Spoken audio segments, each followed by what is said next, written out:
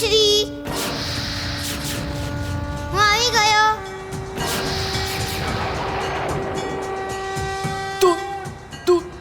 તું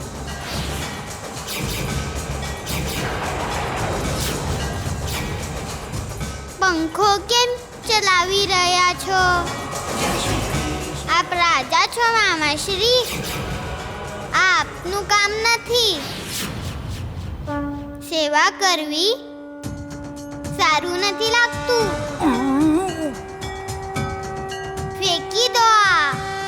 હા, તું સાચું કહે છે.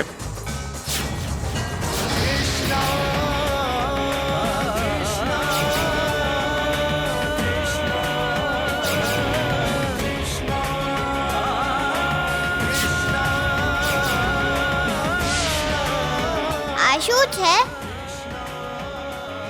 આપનું છે?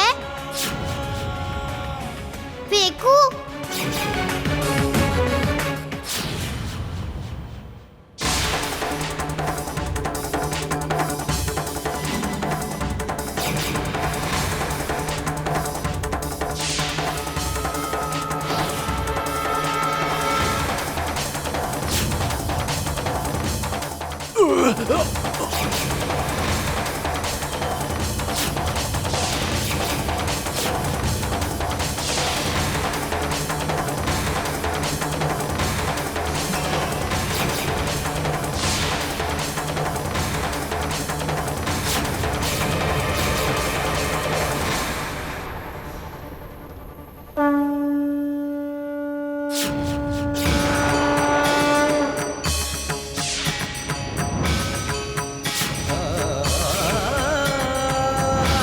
ખાશો?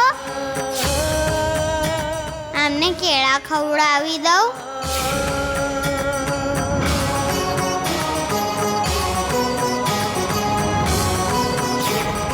બાબાજી ખાઈ લો.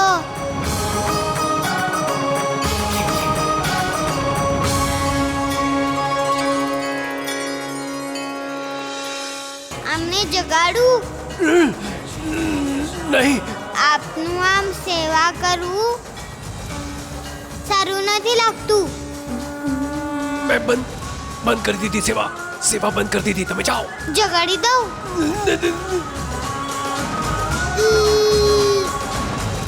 દાઢી ખેંચું?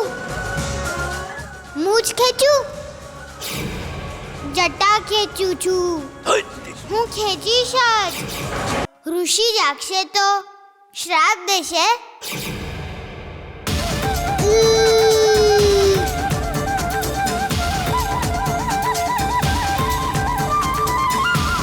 જુઓ, હું તમારા પગે પડું છું. હવે જાઓ. તમે જાઓ. જાઓ.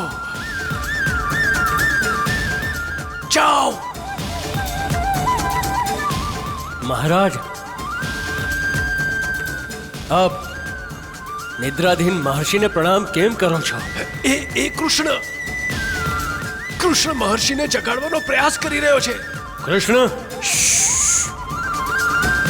મહર્ષિ, ભાઈ, મેં મામાશ્રીને ડરાવ્યા. બહુ જ મજા આવી. સારો પાઠ ભણાવ્યો તમે. વારંવાર શીખવાડીશ. જેમ મામાશ્રી વારંવાર રાક્ષસો મોકલે છે.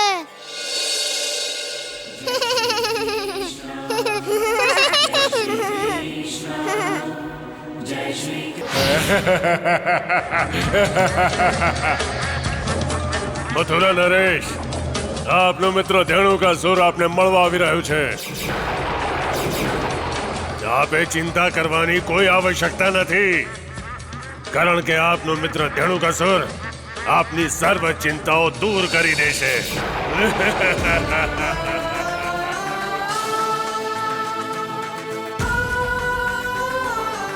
યશોદા, આપે મને જણાવ્યું નહીં કે ઋષિઓએ આપણા કૃષ્ણને પ્રણામ કેમ કર્યા? જે પ્રશ્નોના ઉત્તર સ્વયં હું જ ન જાણતો હોઉં, હું તમને શું કહું યશોદા? સાંભળો, જો ગોકુળવાસીઓએ એ ઋષિઓની જેમ કૃષ્ણને પ્રણામ કરવાનું શરૂ કરી દીધું તો?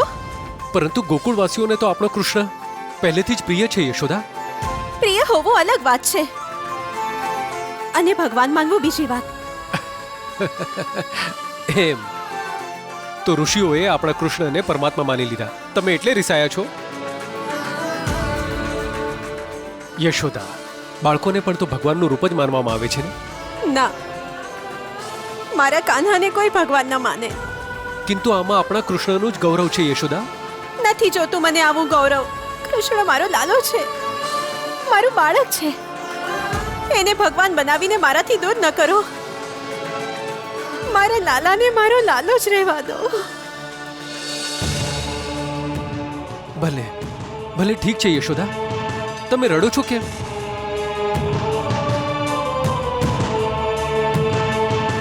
કૃષ્ણ મારો છે, મારો રહેશે. હા હા ઠીક છે, કૃષ્ણ કેવળ તમારો છે અને તમારો જ રહેશે. હવે તો હસી દો એકવાર મારા માટે.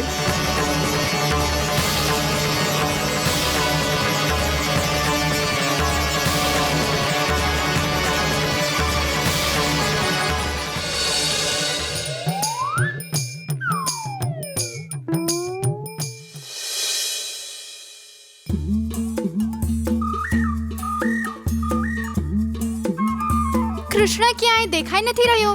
સંતાયો હશે અહીંયા ક્યાંક. અને એની દ્રષ્ટિ આપણી પર જ હશે.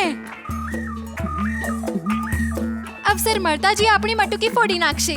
અરે કહેવાય છે જેની મટુકી ફૂટે છે એના ભાગ્ય ઉઘડી જાય છે.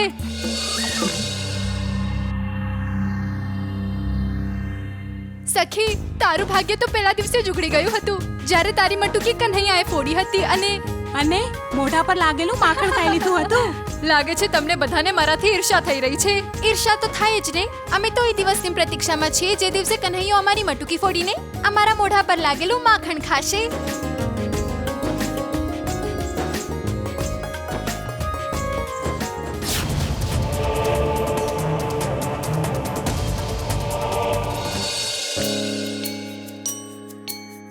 કન્હૈયા પાસે આવી ગઈ. મને ખબર છે, ગોપીઓ આવી રહી છે. કન્હૈયા શું કરી રહ્યો છે? હું તો પ્રતીક્ષા કરી રહ્યો છું. જલ્દી કરો.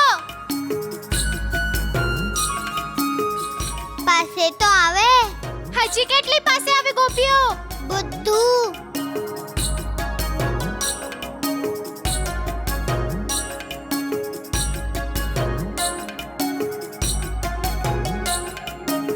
હવે તો મટુકી ફોડો.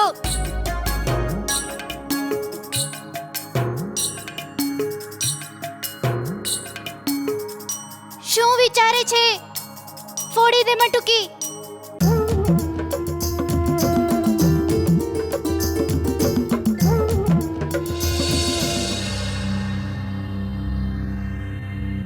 યમી, લાગે છે તબિયત ઠીક નથી. કન્હૈયા શું વિચારો છો? ફોડી દો મટુકી.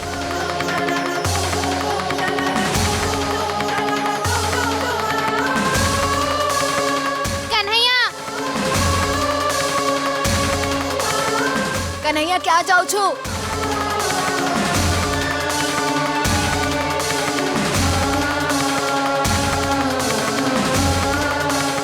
કન્હૈયા થોભો તો. નહીં, હું ઘરે જાઉં છું. આ અચાનક કન્હૈયાને શું થઈ ગયું? યમી, યમી શું થયું?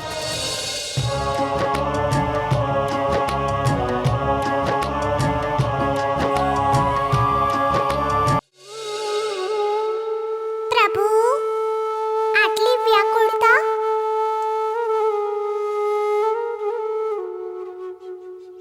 કેટલું દુઃખ છે આપની મોરલીના સ્વરોમાં. આપે મને વિચલિત કરી દીધી પ્રભુ. હું પણ વિચલિત થયો છું રાધે. આપને કોના દુઃખે વિચલિત કર્યા પ્રભુ? મારા મિત્રના દર્દે. મને તો જણાવો. વિરહ, સ્વયંની માતાનો વિરહ, એમનું વિખૂટાપણું. રાધે, શ્રીરામાના દીધેલા શ્રાપને કારણે પૃથ્વીલોક પર આપણે 100 વર્ષ સુધી એકબીજાથી અલગ રહેવું પડશે.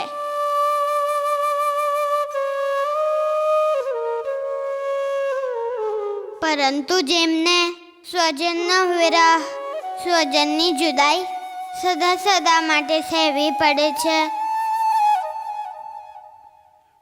એમનું દુઃખ નથી જોઈ શકાતું. હું જાણું છું પૃથ્વીલોકનું અંતિમ સત્ય મૃત્યુ છે, જે દુઃખદાયી છે. રાધે, હું મારા મિત્ર પરશુને કેવી રીતે સમજાવીશ? રાધે, કેવી રીતે ધીરજ દઈશ એને? આપથી અધિક વિરહ અને વિયોગ વિશે કોણ સમજાવી શકે પ્રભુ? આપે તો પૃથ્વીલોક પર અવતાર લેતા જ વિયોગનો, વિરહનો અનુભવ લીધો છે. પૃથ્વીલોકની ભાષામાં આપ તો જન્મ લેતા જ પોતાના માતા પિતાથી વિખૂટા પડી ગયા. આથી મોટો વિરહ કે વિયોગ શું હોઈ શકે? આપે માત્ર પરશુને જ નહીં, સર્વ પૃથ્વીલોકવાસીઓને સમજાવવાના છે કે માનવે મૃત્યુથી ભયભીત ન થવું જોઈએ. આત્મા એક શરીર ત્યાગીને બીજું શરીર ધારણ કરે છે. જ્યારે આપ સમજાવશો ત્યારે મનુષ્ય આ વિયોગ, આ વિરહ સહન કરી શકશે. દેવી, હું આપને ધન્યવાદ કહેવા માંગુ છું. આપ મને લજ્જિત કરો છો ભગવાન. નહીં રાધે, હું આપનો કૃતજ્ઞ છું. આપે મને માર્ગ દેખાડ્યો. આપની શિક્ષાના આધારે હું ભવિષ્યમાં સર્વ પૃથ્વીલોકવાસીઓનું ગીતા જ્ઞાન દ્વારા માર્ગદર્શન કરીશ.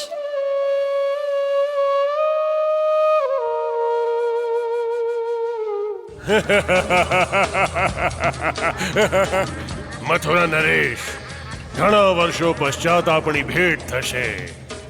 હું તો આપને મળવાની કલ્પનાથી જ ઉત્સાહિત થઈ ગયો છું.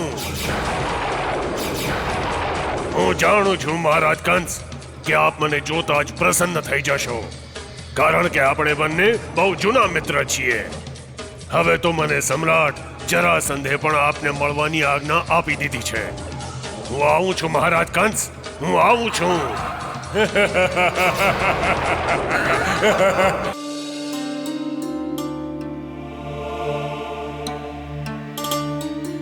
કેમ રડી રહ્યો છે પરશુ?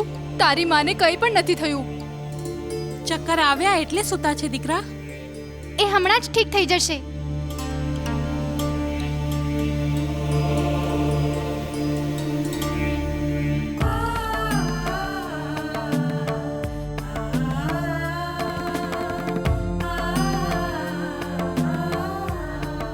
આંખો ઉગાડો માં, હું આપનો પરશુ આપને બોલાવી રહ્યો છું માં. આંખો ઉગાડો.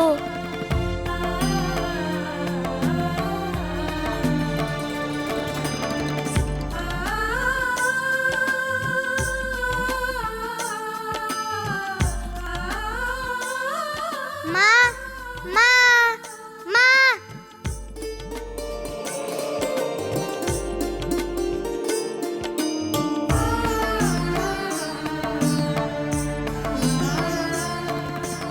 આંખો કેમ નથી ખોલતા માં? પરશુ દીકરા, જાઓ, વૈદ્યને જલ્દી બોલાવી લાવો. પરંતુ માં એકલા રહેશે. નહીં, અમે છીએ ને આમની પાસે. તું જા. હું વૈદ્યજીને લેવા જઈ રહ્યો છું માં. એ તમને દવા આપશે અને તમે સાજા થઈ જશો. હું હમણાં આવું છું વૈદ્યજીને લઈને.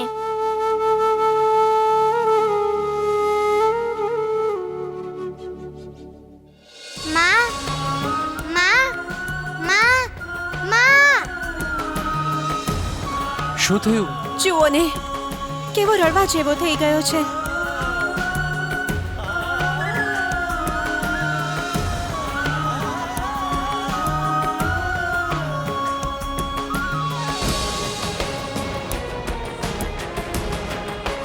કાના, તું ઠીક તો છે ને મારા લાલા?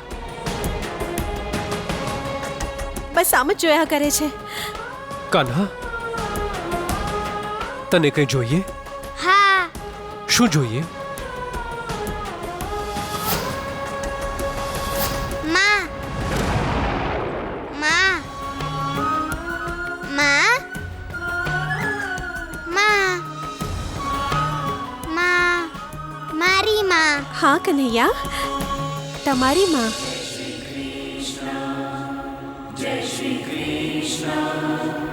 જય શ્રી કૃષ્ણ